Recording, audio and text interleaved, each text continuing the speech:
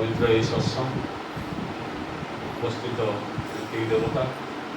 परम प्रेम श्री ठाकुर दूत पांजाधारी बर्मी भाई मैंने इष्ट प्राण निर्वाता मंडली स्नेह वही मातृमंडली छोट छोट पिला माने समस्त मोर हरिवास प्रीतिपूर्ण प्राय जय रूपण भाई पूर्व जो कहते प्रभाकर भाई ये हूँ भाद्र मास भाद्र परिक्रमार द्वितीय दिवस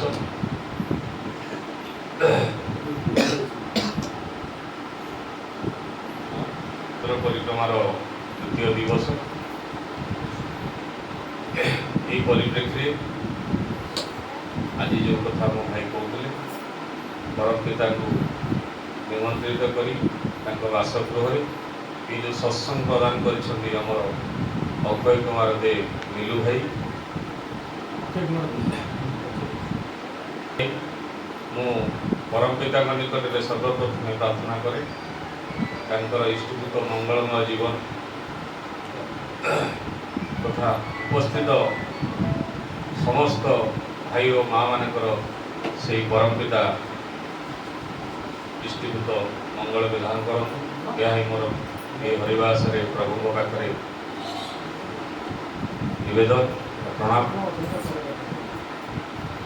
जो कथा भाई कहते पूर्व ये हूँ भाद्र परिक्रमा परम पूज्यपाल श्री श्री आचार्य दादांगर मानस पुत्र बोली कहुए से जिनस करते प्रत्येक घरे जमी मंगलर शंख बाजिब भजन कीर्तन हम भाई माँ मैंने एकत्रित हो प्रार्थना करेंगे जो कथा ठाकुर चिंता करते प्रत्येक घर गोटे देव मंदिर हो उठिब प्रत्येक परिवार किभली इष्टमुखी हो उठिबे इष्टमुखी हवा माने देवमुखी हवा तेणु तांकरी कथा शुणवे आमे माने सब केन्द्र मंदिर जाइपारे ना सत्संग को अटेंड करें तेणु घर को जदि ठाकुर आसती ताले घरे तांको विषय किसी जानिबार सुजोग मिलिबो ये मासटा तांकर जन्म मास ये जन्म मासरे मशगुल होई समझ जमती आमे तांकर जन्म उत्सव भगवान श्रीकृष्णकर भगवान रामकर दिने दिने पालन करा ठाकुरंकर मासादि काल पालन करा विभिन्न नगरादि ग्राम जो कथा भाई कीर्तन रे गाउथिले बरणर डाला धरी समस्त निमंत्रण करेंगे और से आसवे प्रत्येक घरे प्रत्येक गली प्रत्येक नगर में ग्राम जाकर ये जो सतनाम प्रचार हबार जो विधान ठाकुर देते से कथा करने पूज्यपाल आचार्य ये एक आशीर्वाद करते से दिन ठार यही सब जिन चली आसी मु विशेष समय देवी ना आम गहन आमर ऋतिक देवता विपिन दादा उपस्थित अच्छा परम प्रेमकर अति सुंदर भाव में भावादर्श से आलोचना करती आम मैंने शुणिकी उद्बुद्ध हवा से जहाँ जहाँ कहे परम पिता कथा निज जीवन में परिपालन करने चेष्टा करवा यदि ये आम करती आम ठाकुर से जो कथा जी कथा से कहे सब ना चेष्टा करने आम से जिस पालन करवा पालन कले आम केमती ठाकुर मन लाखी मनीष होता इच्छा था ठाकुर तेणु ये जो कथा आम भाई कहते जन्म वृत्तांत जन्म मास समस्ते से कथा जाचे आम मैंने भी बारंबार से कथा को मन पकई दि जाए से कथा आलोचना करा जाए अनेक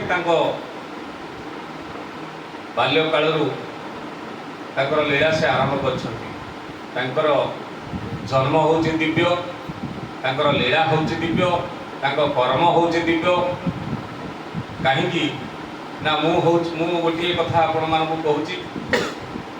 दादा विशेष भाव में बुझेबे एभली संसार कौन व्यक्ति नहीं ठाकुर व्यक्तित्व जे कि मैट्रिक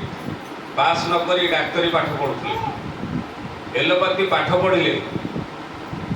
पैसा खर्च हम एलोपैथी औषध में बहुत लोक मानकर उपकार लगे ना बोली होमियोपैथी ट्रिटमेंट कले तापर मनीषर देखिले जिते पाखे लोक भिड़े माने बहुत भिड़ जमिले से औषध खाइबा आसिले भल हाँवाई आसिले कि कथा कहीं शुणिले कीर्तन में मतवाला करी लोक आहरी पाखक टाणी आकर्षित करने कीर्तन लीला आरंभ कले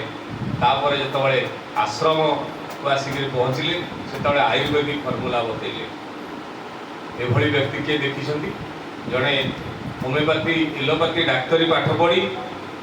से कथा तो समस्ते आम मैंने जाचे जे किभली भाव में माँ कथा को रक्षा करने को जाई माँ इच्छा थिला से डाक्तरी पाठ पढ़ी किंतु डाक्तरी पढ़ाई सी जो एंट्रांस दवा कथा मैट्रिक पास कला तो डाक्तरी पाठ पढ़े से सुविधा थिला मैट्रिक पास करने से जाइछंती स्कूल रे जो फीस डिपोजिट हवा कथा आउ जड़े सांग तार पैसा पत्र नहीं से फीस डिपोजिट कर पारुनी ये सी पैसा तापाई डिपोजिट कर घर को फेरी आसिले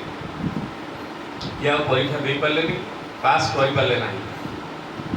माँ बहुत मन दुख कले बहुत कष्ट बहुत आशा करते मो पुओ डाक्तर हम लोक सेवा कर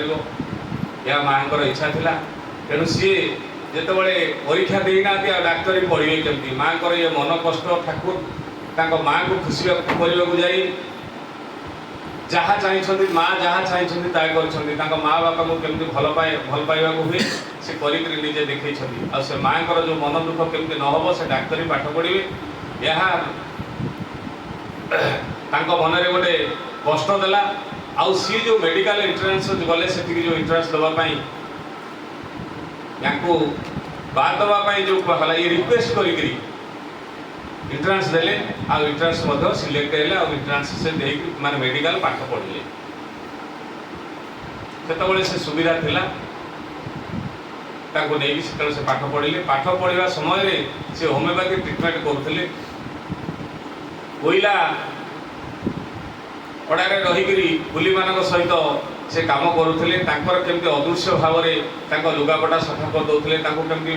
सदाचार पालन कर विधि विधान बताऊे एमती अनेक कथा जीवन पथ को माने से सेमती उठुंट वर्षे 1.5 वर्ष समय से ठाकुर जाइए से विषय दादा विशेष भाव में आलोचना करेंगे सुंदर भाव मु विशेष समय नौनी ये कही मु समस्त